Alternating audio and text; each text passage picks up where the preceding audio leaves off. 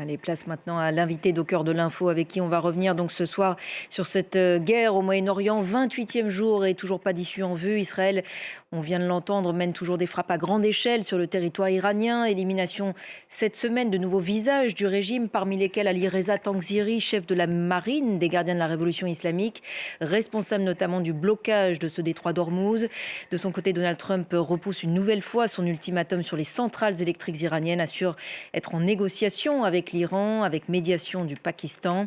Des ouvertures américaines rejetées par Téhéran, qui dit que les États-Unis négocient avec eux-mêmes et qui poursuit donc sa riposte sur les pays du Golfe. On en parle donc ce soir avec notre invité, le géographe Bernard Hourcade. Bonsoir, directeur de recherche émérite au CNRS, spécialiste de l'Iran et auteur notamment de Géopolitique de l'Iran, les défis d'une renaissance. Merci beaucoup d'avoir accepté notre invitation ce soir sur France 24.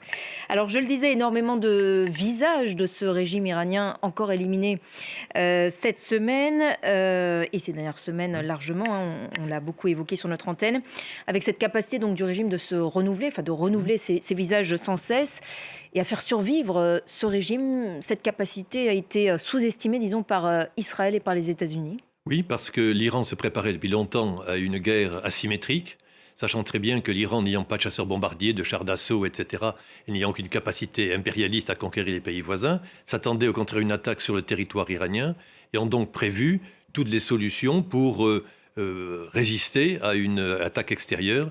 Donc du point de vue militaire, on le voit avec les drones, avec toute la capacité qu'ils ont de répondre à l'attaque israélienne et américaine, mais aussi à l'intérieur, pour prévoir de façon constitutionnelle et officielle le remplacement des leaders au fur et à mesure qu'ils existent. On l'a vu en particulier lorsque le guide a été tué au début de la guerre, le 28 février. Immédiatement, le trio prévu par la Constitution se met en place, donc il n'y a pas de vacances du pouvoir. 8 jours plus tard, quelqu'un d'autre est élu, donc la machine marche bien. La République islamique avait préparé cela. Et donc, quand Depuis le début de la révolution islamique ? La guerre Irak-Iran a été un traumatisme. La République islamique a été fondée autour de la guerre Irak-Iran, on y reviendra, qui a fait qu'un pays en pleine révolution, où les mollahs n'avaient pas encore pris le pouvoir au début, à cause de la guerre qui commence en 80, fait que le régime donc devient à la fois dans l'obligation de pouvoir défendre le territoire et devient une guerre nationale. Et donc, dans ce cadre de cette guerre, toute la population iranienne fait bloc, plus ou moins, pour défendre, pas forcément le régime qui n'est pas en place, mais défendre le territoire national. Résultat, cette guerre de 8 ans a traumatisé tous les Iraniens, a formé tous les gardiens de la révolution qu'on a aujourd'hui. Ils avaient 20 ans à l'époque, ils ont 60, 70 ans aujourd'hui. Toute la logique, la philosophie de la guerre Irak-Iran a forgé toute la politique iranienne. Et donc, ils sont préparés à une attaque sur leur territoire en cas d'agression extérieure. Et donc, aujourd'hui, ils appliquent ce qui était prévu depuis longtemps.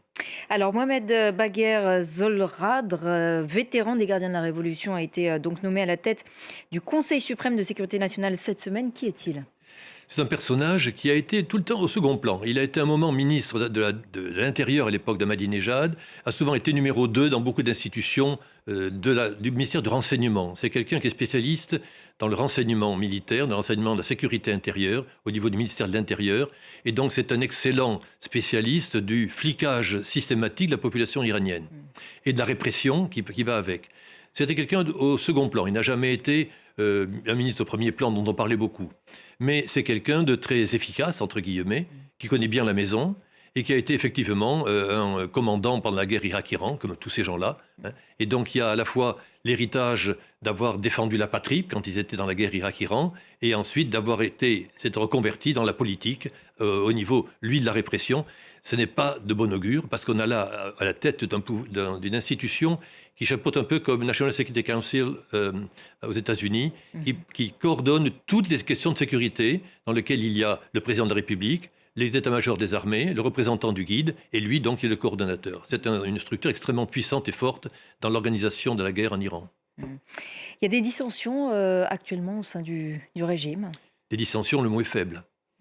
Quand vous avez un pays où le chef d'État a été assassiné, où le successeur, on ne sait pas trop ce qu'il existe, le fils du guide, où le coordonnateur du mandat de défense nationale, Larijani, a été tué il y a quelque temps après, les têtes de l'État ont été éliminées. Qui a le pouvoir en Iran ? On ne le sait pas. Avant, il y avait un guide, le guide a disparu. Bon. Et donc, qui dirige ? Donc, théoriquement, administrativement, c'est Zolradr. Le fils est là, mais on ne l'a pas vu, on ne sait pas s'il est encore vivant. On voit des nominations arriver, donc c'est trop où ? En particulier pour la nomination de Zolra, dont on parlait tout à l'heure.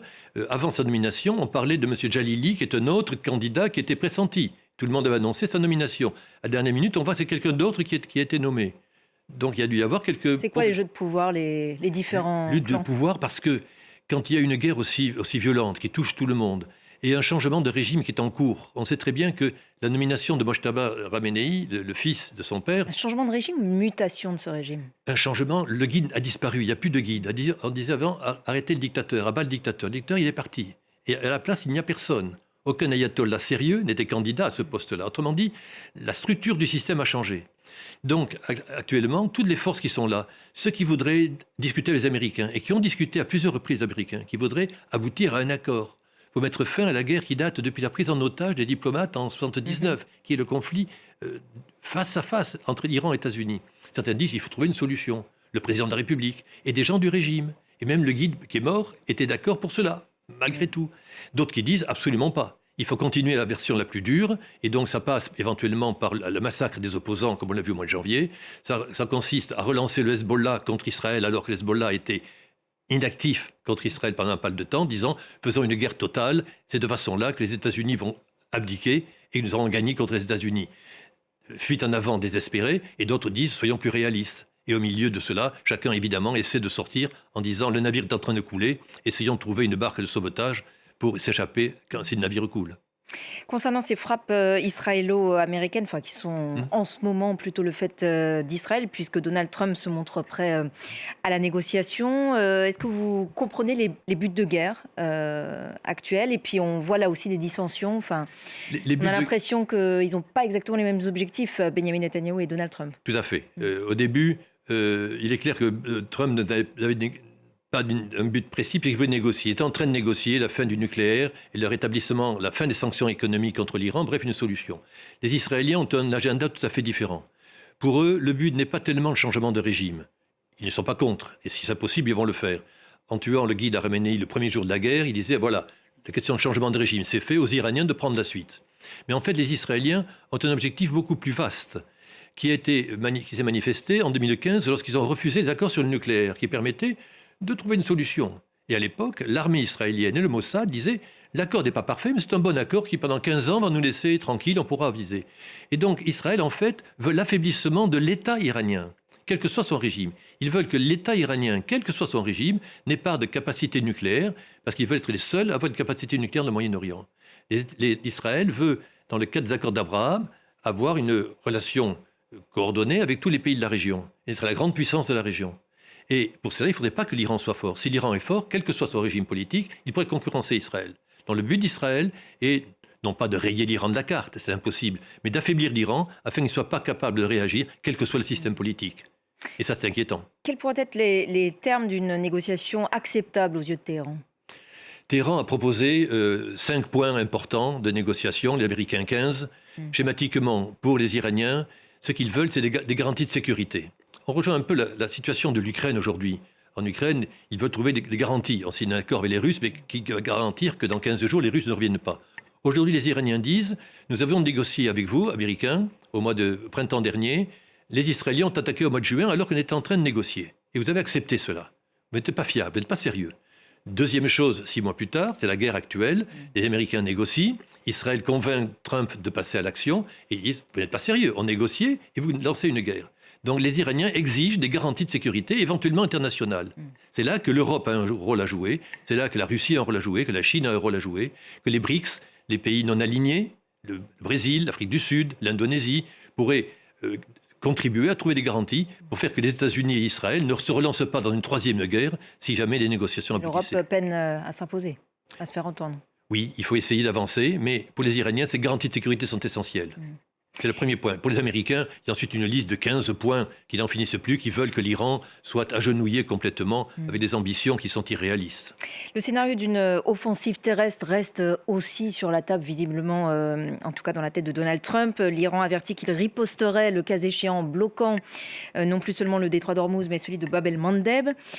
Quelles conséquences, le cas échéant?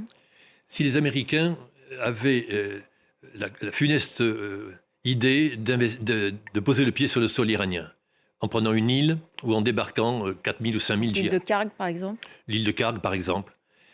Ce serait un massacre d'Américains.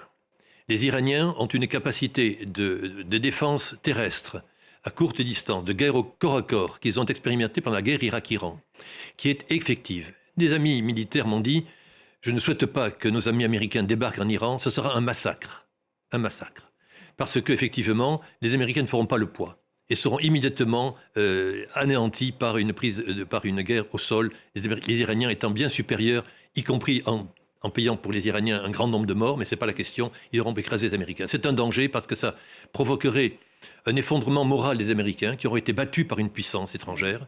Et donc, les Iraniens pourraient dire, voyez, nous avons battu le grand Satan, la plus grande puissance militaire du monde, ce qui aurait donné au gouvernement iranien et aux plus durs qui sont au régime une fierté et une autorité dont les Iraniens feraient évidemment les frais, parce que le peuple iranien, il faut bien le voir, c'est eux qui ont à la fois la répression de l'intérieur et la répression de l'extérieur, et sont les plus malheureux dans cette histoire. Quelle que soit la forme que prend cette guerre, in fine, et son issue surtout, le régime de Téhéran est condamné pour vous ? La République islamique est en bout de course. Le système tel qu'il était ne fonctionne plus, c'est une évidence. Ce qui fait que qui prend le pouvoir ? Non plus les mollahs, ils ne sont pas au pouvoir, mais ce sont les gens qui ont combattu. Les gens qui ont combattu, les gens les plus durs, qui sont chargés de la défense. Pasdaran. Les gardiens de la Révolution, les Pasdaran, notamment, qui sont les plus forts. Mais l'armée iranienne existe. Ne pas oublier, on néglige souvent, on dit, les gardiens de la Révolution ont fait ceci, ont fait cela. Non, c'est vrai pour une partie. Ils ne représentent qu'un quart de l'armée iranienne. Les militaires normaux, en quelque sorte, ont également une activité très intense pour combattre les drones et avec des actions extérieures. Donc le régime lui-même est en bout de course. C'est pour cela que les gens en place, et notamment les gardiens de la Révolution, qui étaient les piliers du régime du point de vue militaire, sécurité, répression, etc., et finances et corruption, ils savent très bien qu'ils sont sur la pente descendante. Donc il faut trouver une solution pour sortir. Et ils cherchent une porte de sortie. Certains par la guerre à outrance, d'autres par la recherche de négociations, ce qui fait qu'à l'intérieur, les divisions évidemment sont très fortes. Qui va gagner ? Et pour l'instant, on ne sait pas, mais ce qu'on constate, c'est la multiplicité des forces concurrentes et des gens qui montent, qui descendent, et on ne sait pas trop où ça ira. Et autre homme fort du régime actuel, c'est le président du Parlement, Ghalibaf. Et à ce sujet, c'est votre carte blanche, une tradition dans le cœur de l'info. Vous avez donc choisi de revisionner des archives de la bataille de Khorramshahr. On est donc au début des années 1980. Cette ville iranienne a été conquise par les forces irakiennes, puis reprise par les forces iraniennes. Et il se trouve que Ghalibaf est à l'époque à la manœuvre. Expliquez-nous. Exactement. Khorramshahr et Abadan, c'est donc les cœurs du pétrolier de l'Iran, et le grand port de l'Iran, c'était Khorramshahr à l'époque. Et donc, dès le début de la guerre Irak-Iran, les Irakiens ont attaqué, ont pris les deux villes quasiment, et ont été le front. Et donc, le symbole de l'occupation irakienne, c'était Khorramshahr notamment.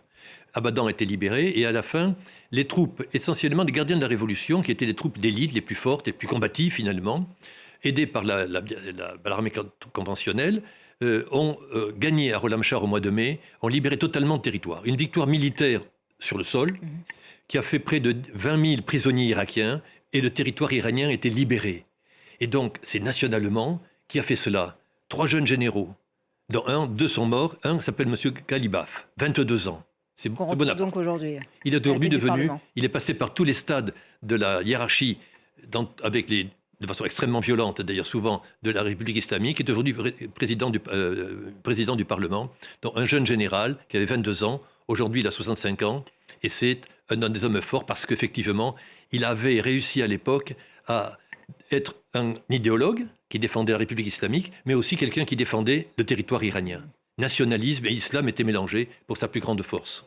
Un dernier mot, Bernard Hourcade, on n'est pas devin, mais c'est probable selon vous que le mouvement de contestation en Iran reprenne après cette guerre ? Oui, parce qu'on voit aujourd'hui se profiler, les mollahs ont disparu, ils ne sont plus la tête du système, les héros de la guerre Irak-Iran, Ghalibaf par exemple, sont en train de revenir au pouvoir, on dit dictature militaire, les Iraniens n'auront pas gagné au change. Sauf que ces gens-là savent très bien que le système dans lequel ils avaient deux têtes, les mollahs et eux, c'est terminé. Il faut donc trouver une porte de sortie. Et ces gens-là savent aussi qu'ils ont une société iranienne extrêmement motivée. Les Iraniens sont des républicains qui revendiquent. Et donc ils sont les premiers à savoir que ce qui s'est passé pour les filles qui avaient manifesté et qui ont réussi à imposer l'abandon du Chador, ça peut se multiplier. Ce sont des gens qui sont des militaires, ils sont sérieux des rapports de force, et quand ils constatent que les Iraniens ont une capacité de révolte extrêmement forte et pouvant aboutir, ils seront peut-être assez prudents, et que la bataille de Khorramshahr était à côté une faible bataille quand on compare ce qui pourrait se passer en s'opposant à la population iranienne. Merci beaucoup Bernard Orcade d'être passé nous voir ce soir sur France 24. Cet entretien est à retrouver sur notre site internet et nos réseaux sociaux.